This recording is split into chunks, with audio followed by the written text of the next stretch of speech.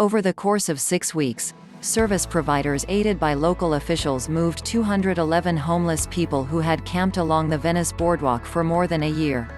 Most of them now have interim housing, mainly in hotels and motels. A handful went to the transitional shelter in Venice. Did it cost a lot of money?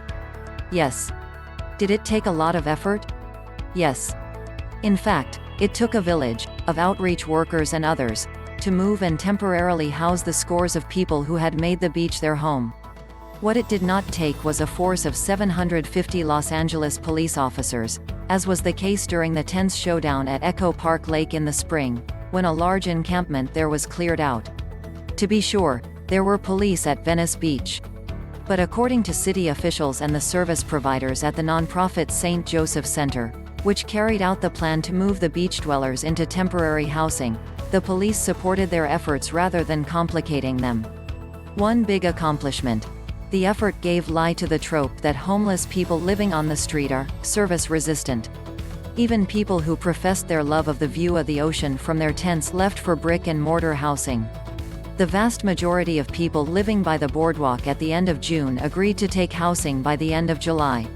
In the outreach effort, the St. Joseph Center team also connected with people who just showed up at the boardwalk wanting housing.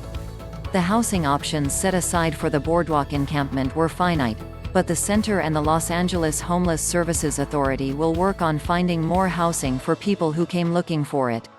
So can moving entire encampments be a template for the rest of the city? Should it be? As with everything else involving homelessness, the answers are complicated. Sometimes yes and sometimes no. In any event, we'll need a lot more temporary and permanent housing.